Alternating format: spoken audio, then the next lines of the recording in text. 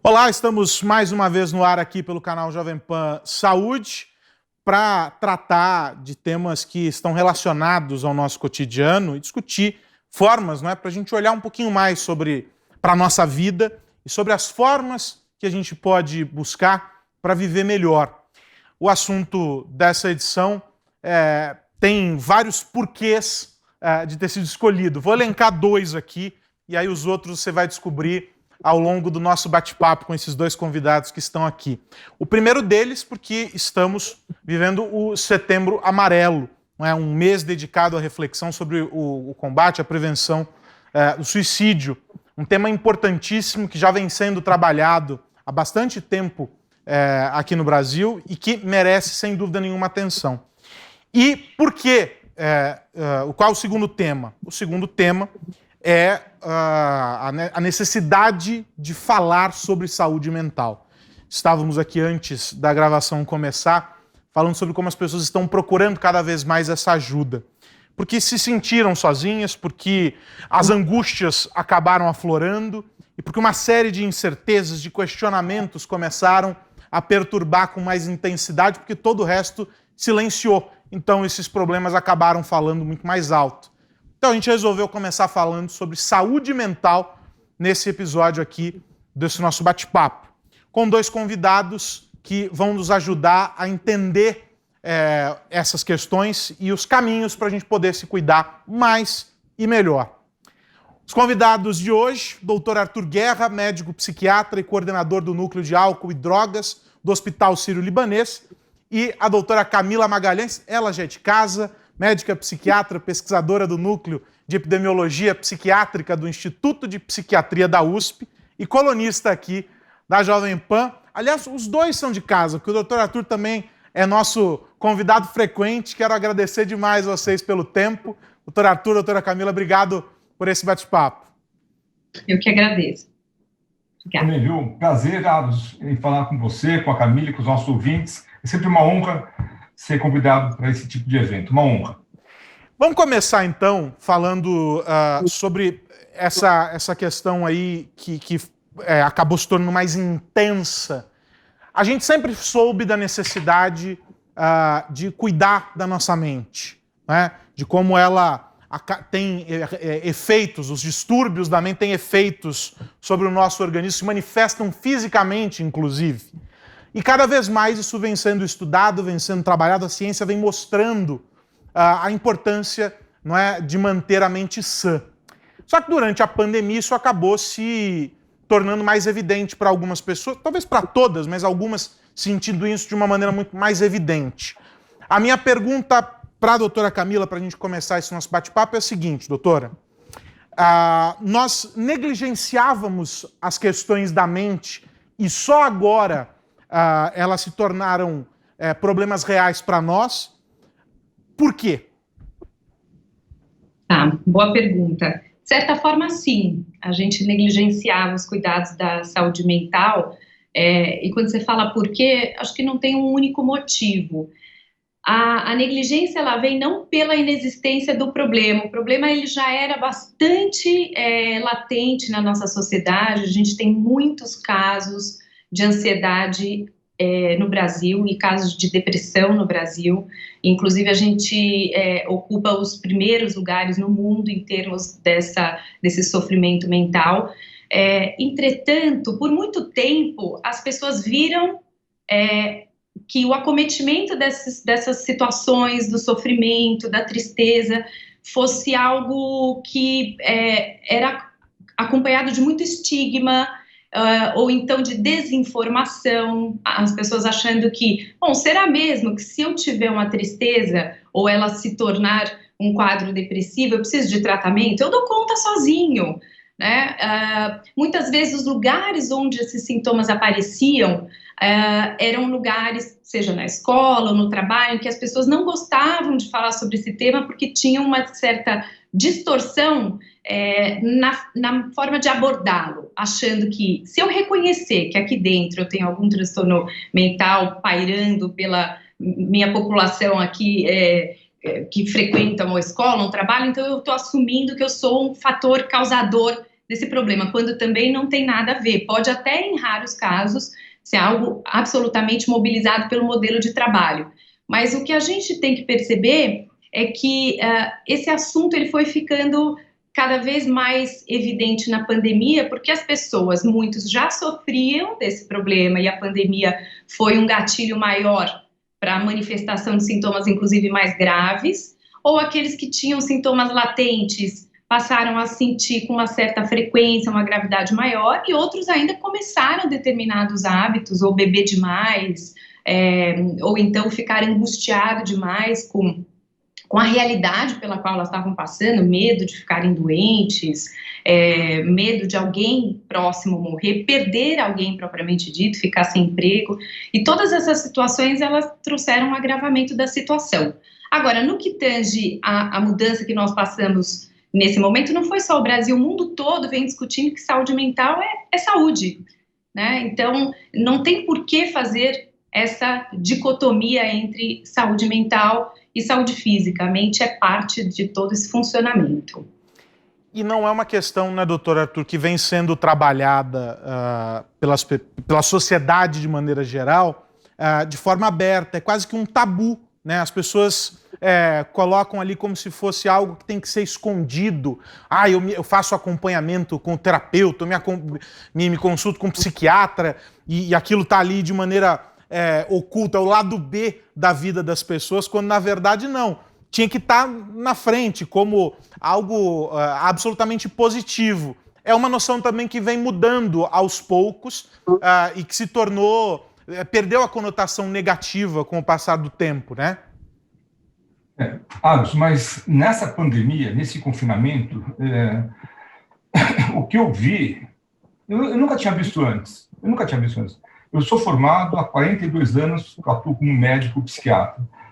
As mudanças, o transtorno, a ansiedade, a expectativa gigantescas, em 3 momentos diferentes, né? Um momento na pandemia, né, quando começa mesmo, aqui em São Paulo, começou dia 18 de março, uma situação de estresse, de angústia, de ansiedade fortíssimas, não podia sair de casa, e medo de ser contagiado, como se fosse um quadro, que a gente chama de estresse pós-traumático, sabe? Um medo muito forte. Em seguida, nesses 5 meses, desde março até agora, uma situação, como a Camila já bem falou, quer dizer, aumento de uso de álcool, depressão, ansiedade também. As pessoas foram até um pouco se acostumando com isso, mas o quadro é grave, é comum. E principalmente agora, que agora nós estamos já na época onde existe um menor número de casos novos, menor número de pessoas que estão morrendo por conta do coronavírus. Não é grande ainda, é grande, né? Mas já há uma certa retomada de atividade, seja no trabalho, seja nas escolas, as pessoas pensam em voltar para as escolas, os alunos pensam em voltar, e nessa retomada nós estamos muito, muito preocupados, porque essas pessoas que ficaram esses meses estão em frangalhos psíquicos, né, numa situação muito grave, vão ter que retornar com quadros, outra vez, de ansiedade, depressão, insônia, abuso de álcool, etc. Tal. Nós temos que tomar muito cuidado com isso. As empresas estão muito, muito, muito atentas a essa retomada. Queria falar sobre esse aspecto das empresas, aí, mas eu queria voltar antes uma casa, pegar o gancho nessa tua fala, doutor, sobre os sintomas que se manifestam a partir, né, dessa crise. A gente está falando sobre a gente fala sobre depressão, falando sobre pessoas mais ansiosas, essa angústia, essa tristeza. Dá para dizer que é uma espécie de um luto coletivo que acaba chegando para as pessoas. É como se fosse uma espécie de luto para a sociedade, e aí cria essa sensação pesada, essa carga muito pesada sobre as pessoas. Dá para fazer esse paralelo? Esse paralelo é muito bom. O luto coletivo existe, mas o que é mais preocupante ainda, Alisson, é uma dificuldade em você entender o que vai acontecer no futuro próximo. Vou dar um exemplo que aconteceu semana passada, né? Todos nós estamos preocupados, ansiosos pela tal da vacina, porque enquanto não tiver a vacina, as coisas vão ficar muito, digamos, vulneráveis. Todo mundo vai ficar muito podendo contrair o vírus vai ser leve para boa parte da população, mas para uma parte pequena, para os idosos, mais ainda, o vírus pode trazer consequências nefastas, né? Uma empresa começou a fazer os testes e os testes, em uma pessoa, deu um resultado negativo inicial. Houve uma situação, nós chamamos de uma reação adversa, né? Pronto, então fica tudo meio suspenso. Carlos, nós não sabemos até quando que vai essa nova situação. Nós não sabemos, de fato, quantas escolas voltam, que é um parâmetro super importante. Essa incerteza, temperada nesse luto coletivo, como você bem falou antes, ela traz um momento de insegurança, de dúvida. Não sei para onde que eu vou, o que eu faço, quais são os próximos passos, me dá uma orientação, vamos ver o que está nos outros países. É tudo muito, muito, muito superficial, e por isso que aumenta mais ainda a sensação de angústia, de ansiedade, de muita preocupação. E aí a gente tem dentro desse cenário, doutora Camila, aquele grupo de pessoas que vai procurar ajuda, não é? Que reconhece essa dificuldade, que busca ajuda, a tentativa de encontrar uma saída, aquele grupo que acaba se retraindo ainda mais, e os outros que vão encontrando muletas, as mais diferentes, pelo caminho. E aí que, nesse caso das muletas, é que surgem as dependências, né? Vocês mencionaram aí o consumo de álcool, outras drogas, até medicamentos por conta própria, a história da automedicação. Porque eu preciso me acalmar e tomo um calmante, toma isso, toma aquilo, e isso vai se transformando numa bola de neve. Vocês perceberam também, a senhora percebeu também dentro do consultório o aumento dessas muletas tão combatidas o tempo todo, pelos médicos, sobretudo, no dia a dia das pessoas? A bebida, entre elas, a gente viu muitas reportagens falando sobre o consumo de bebidas, algumas delas, inclusive, até na contramão, dizendo que o consumo havia caído, né? De fato, a gente identificou, sim, isso que você está comentando. Além das angústias que vocês estavam citando agora, e é isso mesmo, eu acho que parte desse luto, ele vem de uma característica também muito importante, que é o ser humano achar que ele tem o controle das coisas. Quer dizer, aquela rotina que a gente tinha pré-pandemia, que tinha uma loucura, uma correria, uma agitação, e as pessoas acharem aquela fantasia que a vida só funcionava daquela maneira, vivendo num grande centro urbano como São Paulo, não seria possível de modo diferente. Então, a gente viveu uma sensação muito grande de um desamparo, né? Quer dizer, é isso que o Arthur fala, quando que vai ter vacina? Quando que a gente vai ter noção de quanto da nossa população está acometida?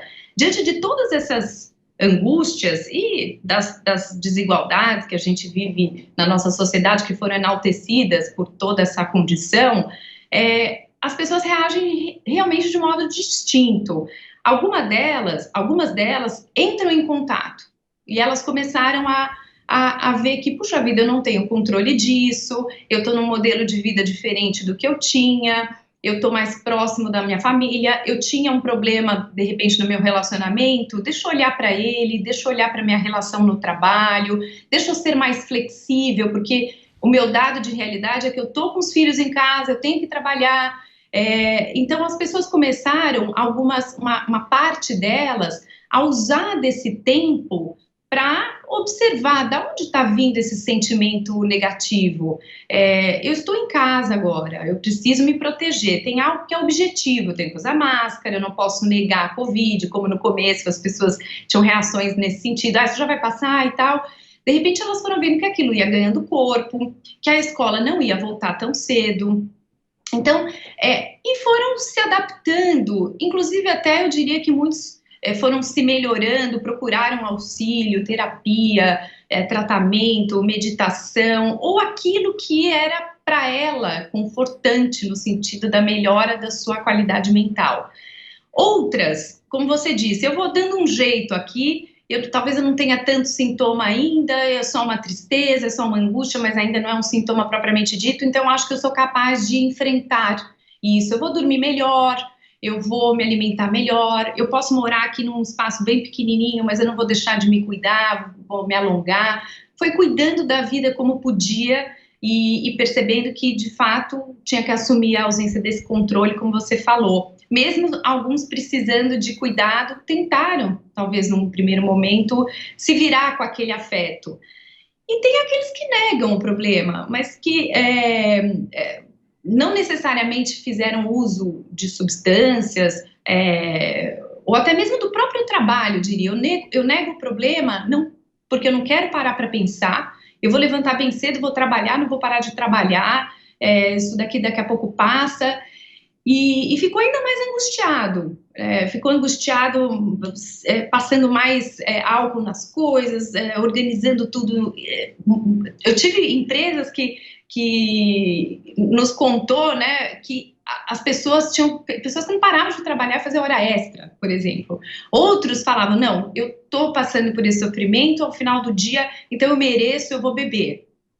Jovens que não conseguiam lidar com esse isolamento social, porque o adolescente ele é muito social, ele é um ser que está formando várias características da sua cidadania, da maneira dele interagir na sociedade, querendo romper com isso e dizendo, puxa vida, eu não sei viver sem ser com aquela rotina que eu tinha, então eu estou angustiado, eu vou para casa dos meus amigos beber. E até exagerando, a gente tem um padrão de consumo de álcool no Brasil, que é bastante frequente e deletério, que é o beber pesado, que é quando o jovem ou adulto bebe, numa ocasião curta, muitas doses de bebida alcoólica, em torno de 5 latas de cerveja, por exemplo. Então, aumentou muito esse padrão de consumo entre os jovens como forma de, eu não vou pensar, porque ele vai chegar em casa, ele vai lidar com os pais, e isso aumentou em todos os níveis socioeconômicos, né? O jovem periférico fazendo uso também no fluxo, na sua região, porque ele não podia, simplesmente estava vivendo as suas angústias.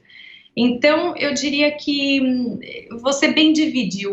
Esses grupos, eles são distintos, encontraram formatos distintos. Mas o que eu diria que a melhor forma de você lidar com a angústia é você reconhecê-la e não fazer uma tentativa de abafar esse sentimento, porque a gente aprende muito com a angústia, com a elaboração da angústia. E, inclusive, evita que isso se torne um sintoma, um medo. Enfim, olhando um pouco para os ganhos que esse tipo de situação também pode nos trazer. Eu quero falar ainda sobre as empresas, nós vamos falar sobre isso, mas eu quero insistir nessa história da elaboração da angústia. Isso é super importante para a gente aqui. A senhora está dizendo, doutora, que o que é preciso fazer é lidar com o problema, o famoso encarar de frente, né? É olhar para o problema e dizer assim, eu vou entender as origens disso, o que está me causando, como é que eu posso trabalhar essas questões internamente e externamente. Basicamente encarar como um quebra-cabeça a ser resolvido e não algo que a gente coloca embaixo do tapete. É isso?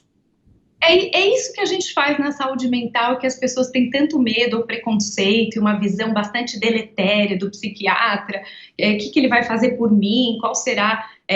O que é um tratamento em saúde mental? Eu vou ter que ficar sedado, tomar remédio que eu fico dependente. Quer dizer, há uma distorção muito grande do que é o cuidado em saúde mental. E o cuidado em saúde mental nada mais é do que ajudar as pessoas e ser uma ferramenta para as pessoas elaborarem as suas angústias.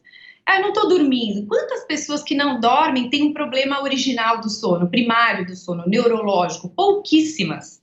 Muitas vezes ela está ali, o dia não foi suficiente para ela elaborar angústias, então à noite ela fica, preciso fazer isso, preciso fazer aquilo, estou preocupada com aquilo, ruminando as preocupações. Outros aspectos assim da angústia que você está perguntando sobre o enfrentamento, é isso, muitas vezes no dia a dia a gente não para elaborar o que está nos causando incômodo. Nossa comunicação em família vai ficando mais restrita, mais econômica, às vezes não gosta de alguma coisa que o cônjuge faz, mas tudo bem, à noite eu volto, passa, eu vou deixar isso para lá. Ou tem questões com os filhos, cada vez mais jovens ficando conectados, eles nasceram numa geração conectada, eles não sabem o que é não ter as telas mas a gente corre os riscos da hiperconectividade, que deixava os jovens assim muito separado dos seus pais, e esses também passaram a usar muito telas e tudo isso. Então, o que acontece? Com uma situação como essa, em que as pessoas não tinham ferramentas de escape, eu vou sair com meus amigos, eu vou na casa da minha avó, eu vou fazer isso, quer dizer, a vida, né, com a sua dinâmica corrida e tudo mais, elas tiveram um tempo para compreender como que ela podia, então, olhar para o que estava acontecendo do ponto de vista da saúde, mas do que exaltava dinâmicas de conflito ou até mesmo de mudanças que elas precisavam fazer, porque elas estavam ali com um tempo diferente. Ela não tinha o tempo para sair para fazer o exercício, ela não tinha o tempo para sair para esse trabalho que demanda trânsito e tudo mais, ou no transporte público. Então, muitas delas passaram a compreender que dava para entrar, vamos dizer assim, sentir angústia faz parte, é humano, sentir medo também, o medo é algo real, vamos dizer, mais objetivo, o medo é o que faz assim, eu tenho medo de ter a Covid, o que eu vou fazer? Eu não vou sair de casa sem máscara, eu vou evitar ao máximo me expor, eu não vou colocar meus pais em exposição, isso é o que objetivamente você faz com medo. Agora, a angústia, ela demanda um contato maior, uma crítica, e na saúde mental, a psicoterapia, que oferece essa escuta para as pessoas, ela não coloca a pessoa em julgamento, apenas dá um conforto maior para ela elaborar em voz alta coisas que estão no entorno aí da sua vida, que ela quer ser melhor, que ela quer modificar e que ela tem que aceitar. Então, quando os jovens disseram, eu preciso voltar a estudar, eu tenho vestibular, eu não posso, né, os jovens do ensino médio, um conflito muito grande em relação a isso, mas o que foi colocado a eles? Usem desse tempo para outras coisas, para ler, está tudo parado, mas enquanto não se encontra uma forma, é possível caminhar na vida, dentre outros aprendizados, que não só aquele automático que nós estávamos acostumados no dia a dia. Então, saúde mental é isso, saúde mental é a possibilidade de elaboração e, por vezes, obviamente, a família precisa de um apoio, determinados sintomas precisam de medicamento, porque estão beirando um sofrimento exacerbado, enfim, essa distinção que o médico ou um outro profissional da saúde mental faz entre o que é sofrimento, um mal-estar, ou o que é um sintoma. Esse é o nosso papel. A pessoa não é obrigada a saber se aquilo é já passível de um tratamento, às vezes medicamentoso ou não, mas nem quando ele é instituído é um fim, é um meio de haver uma melhora por um tempo indicado e depois de volta à vida, sempre olhando para os problemas que pairam na vida das pessoas. E são muitos, né? A gente não pode esquecer que posso só complementar são vários os problemas e a gente tem que ir lidando com eles à medida que eles vão aparecendo. Doutor Arthur, eu sei lá, por volta do terceiro mês, eu acho, de pandemia, entrevistei o presidente da unidade brasileira aqui de uma multinacional e ele dizia assim para mim, Aros, eu cheguei ao ponto nesse processo de refazer a comunicação e a relação com os colaboradores, chegamos ao ponto, eu e os demais gestores, de enviar notificações para os colaboradores dizendo assim, desconectem-se, desliguem o computador a partir de tal horário, deixem de responder mensagens, seja por e-mail ou por aplicativos e etc. Parem, simplesmente parem, é preciso parar um pouco. Nessa linha que a doutora Camila dizia, de que as pessoas também encontraram no trabalho uma forma de não pensar em todo o resto. Qual é o papel das empresas, portanto, nesse processo? Né? O senhor mencionava essa volta, como é que isso tudo será daqui a algum tempo? Qual é o papel das empresas em pensar o hoje, olhando, claro, a questão da saúde mental desses colaboradores, e o amanhã? Qual que é a ação efetiva que as empresas podem e já estão fazendo eventualmente, que o senhor tem conhecimento? Carlos, uma ação efetiva que as empresas devem fazer, e algumas já estão fazendo, é tentar, na medida do possível, identificar o mais precocemente possível aquela pessoa que está em sofrimento mental. Essa identificação, ela não é muito fácil, porque não vai ser o médico do trabalho, o médico que atua naquela empresa, o médico do plano de saúde que cuida dos funcionários daquela empresa que vai fazer esse diagnóstico. Em geral, quem faz esse diagnóstico é o supervisor imediato, é o líder daquele grupo, é aquela pessoa que comanda, não o comandante superior, não é o presidente da empresa só. Você também vai ter algumas pessoas sob a sua gerência direta, digamos assim. Mas esse líder, esse supervisor imediato, ele consegue saber que aquele funcionário, aquele colaborador não está respondendo bem. O que ele tem que fazer? Ele tem que conversar com essa pessoa. Então, esse líder deveria ser, entre aspas, capacitado, treinado para poder fazer esse mini diagnóstico, ver que as coisas não estão bem, e a partir daí encaminhar para um médico que vai poder avaliar se é um caso mais grave, como bem falou a doutora Camila antes, e vai até tomar medicamentos, ou um caso mais simples que pode seguir, por exemplo, uma abordagem psicoterápica. Esse encaminhamento ele é nuclear, ele é essencial. E isso é feito, então, ou pela empresa, ou, voltando um pouquinho, pelo próprio familiar que está na casa dele. Né? É o familiar que consegue perceber que tem uma pessoa que está, por exemplo, no mês de setembro, fazendo uma ponte com o que você falou no começo, Alisson. Essa pessoa está se despedindo dos outros. Fez cartas de despedida, começou a dar objetos que são queridos. Essa pessoa pensa que a vida não tem mais solução. Essa pessoa pensa que a morte é uma saída. Essa pessoa pensa em se matar. Ela pode tentar se matar. Por isso nós estamos no meio da prevenção do suicídio. Isso é uma urgência na medicina, é uma urgência na psiquiatria.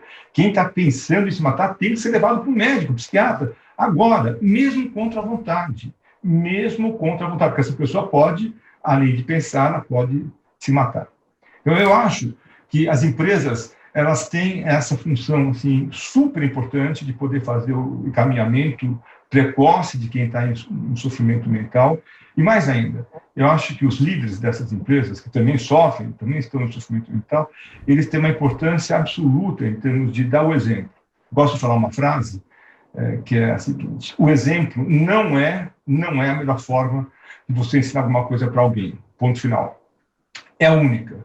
Então, se o exemplo, tanto na casa como nas empresas, não vier do seu líder, não vier do seu chefe, não vier do seu superior imediato, de quem vai vir? Do governo? Não, o governo federal, estadual, municipal não tem esse papel. Vai vir dos clubes, vai vir da televisão, vai vir do Instagram. De quem vai vir esse exemplo? Então, esse exemplo, na minha opinião, é o ponto mais importante para que a gente possa ter algum sucesso nessa área da saúde mental. Doutor Arthur, para a gente encerrar, eu queria também focar nessa questão do suicídio, né, já que estamos no setembro amarelo, e o senhor tocou num ponto fundamental. Algo que também surgiu como uma questão importante por causa desse período que a gente está vivendo é a solidão, né? Enquanto a solidão pode ser mascarada das diversas formas, seja se você pode sair, você pode estar lá no meio de uma multidão, mas ainda assim ser alguém solitário. Mas no momento em que você está trancado dentro de casa, longe dos colegas de trabalho, fisicamente longe dos colegas de trabalho, dos amigos, essa solidão se torna cada vez mais evidente. E para muita gente, o único contato próximo com pessoas é o ambiente de trabalho. Uma vez que você elimina isso de alguma maneira, essa pessoa está isolada, ela está sozinha. Há um olhar necessário também para esse grupo de pessoas, pensando nesse aspecto que o senhor mencionava há pouco, não é? Como é que a gente identifica essas pessoas e os dilemas dessas pessoas se agora elas, mais do que nunca, estão efetivamente sozinhas? Pergunta bem bacana a sua, hein? Bem bacana, porque essa solidão, de fato, é uma das características dessa pandemia, não só por conta do isolamento obrigatório, né? Nós nós devemos evitar as aglomerações, mas porque para alguns grupos etários, por exemplo, para os idosos, ficar isolado é ainda mais importante porque o vírus, o Covid, gosta do velhinho com problema pulmonar, digamos assim, né? Do idoso com problema pulmonar. Então, tanto jovens que são acostumados a ter uma interação social muito forte, de repente são obrigados a ficar em casa, né? A interação passa a ser um pouco disfarçada aí com os aplicativos, com o celular e essas coisas assim. Como os idosos, que alguns já estavam no processo de isolamento. Por quê? Porque a família já não dá mais tanta atenção, porque já não tem mais o parceiro, ou a parceira que se foi, porque muitas vezes tem um quadro de depressão, um quadro de ansiedade, um quadro de algum problema neuropsiquiátrico que aflige esse idoso, essa idosa. Durante a pandemia, esse isolamento ele ficou mais forte ainda, ficou intenso, porque aí tinha uma obrigação. Bom, está instalado nesse momento, então, a possibilidade de, junto com o quadro de isolamento, junto com o quadro de solidão, entrar um quadro depressivo. A depressão mais forte e a ideia de morte aparece outra vez. Então, como é que a gente tem que lidar com isso? Basicamente, com a situação de que nós somos responsáveis pela sociedade. É nessa hora que aparece a solidariedade. Se a gente ficar esperando que alguma outra pessoa tenha apenas o bom senso, a boa vontade de auxiliar, é mais difícil. O que eu tenho visto nesse momento são exemplos interessantíssimos. E eu acho que nós vivemos num mundo melhor. Quer dizer, as pessoas estão se ajudando umas às outras. Os velhinhos que estão isolados, digamos assim, têm auxílio dos mais jovens. Os mais jovens batem nas portas, mandam recados. Quer que eu passe na farmácia? Quer que eu passe no supermercado? Não pode sair, é verdade. Como é que nós podemos fazer algum tipo de interação, mesmo sem sair de casa, né? Então, eu acho que esse é o momento que nós temos para que a gente possa reavaliar alguns valores que nós tínhamos antes, sabe? Valores como, na pandemia agora, você fica preso em casa, para que tanta roupa? Para que tanta roupa? Para que mais do que um relógio? Para que tantas coisas em excesso, gravatas, que a gente nem usa mais? Eu acho assim, esse momento que nós temos para poder projetar e poder investir num mundo melhor, um mundo com mais qualidade, um mundo com mais respeito, na minha opinião, um mundo com mais solidariedade.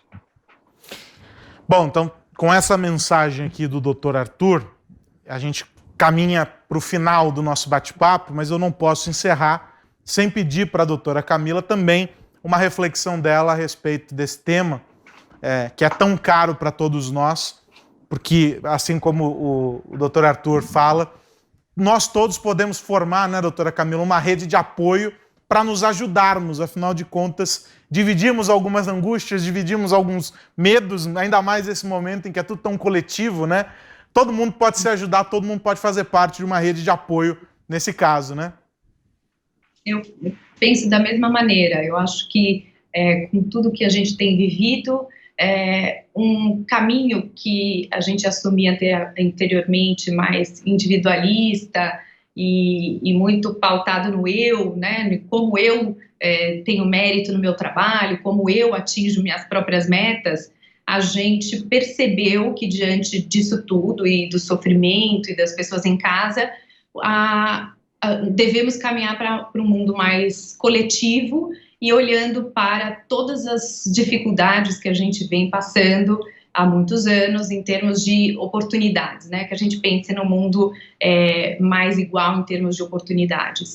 E eu acho que no que tange a solidão, nem sempre solidão pode ser um problema, mas solitude, quer dizer, você estar com você mesmo, você aprender, você usar o seu tempo com mais qualidade, fazer as coisas que te fazem sentido, ter uma escuta para isso, o que te acalma não é o que acalma o outro, não tomar como parâmetro de sucesso isso que a gente vive hoje, né, esse mundo de likes. Eu acho que esse mundo deve estar pautado em algo mais consistente, mais humano e mais solidário, como a gente disse, mas sabendo que é possível você ter também plenitude estando sozinho, né? Muitas pessoas ficaram sozinhas, encontraram meios de... não estavam isoladas socialmente no sentido da boa conexão, né? Do lado maravilhoso também que a conectividade nos traz. Então é isso que eu diria, acho que a gente tem que aprender com tudo isso que estamos passando, temos a capacidade de nos tornarmos melhor e fazermos uma leitura mais tranquila, mais respeitosa das nossas emoções e não só nos colocamos como parâmetro, o outro, né, colocando o outro como parâmetro de quem a gente quer ser, mas buscando mais uma aproximação dos nossos desejos e do nosso eu ideal. É isso que eu diria.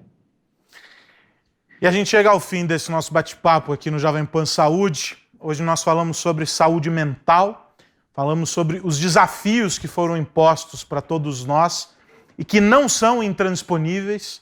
A gente pode e a gente vai encontrar saída para essas questões.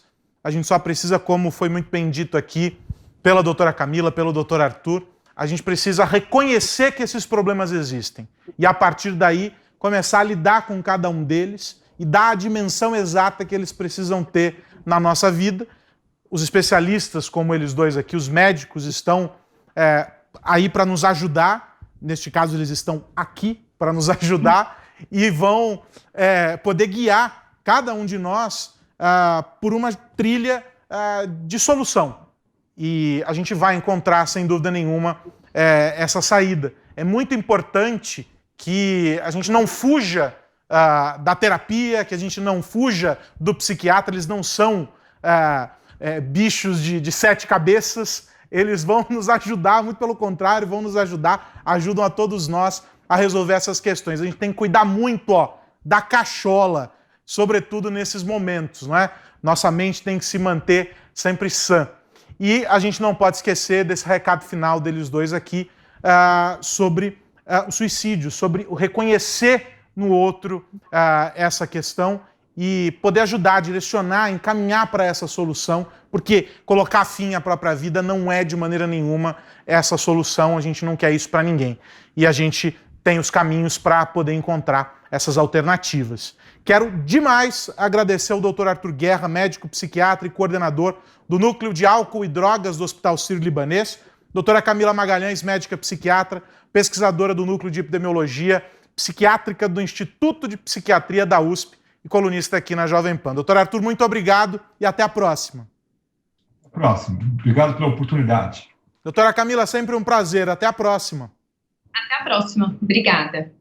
E para você que nos acompanhou até aqui, eu deixo o recado. Esse bate-papo está disponível lá no canal Jovem Pan Saúde, lá no Panflix. É só você procurar por Jovem Pan Saúde dentro do Panflix, esse nosso bate-papo, outros e os comentários, as dicas preciosas do nosso time de médicos, tudo lá no Panflix para você conferir semanalmente aqui no Jovem Pan Saúde, essas conversas com os especialistas sobre temas diversos. Nos comentários, você pode sugerir um assunto que te interessa para a gente poder propor aqui para os nossos especialistas esse bate-papo. Um grande abraço, até a próxima e cuidem-se!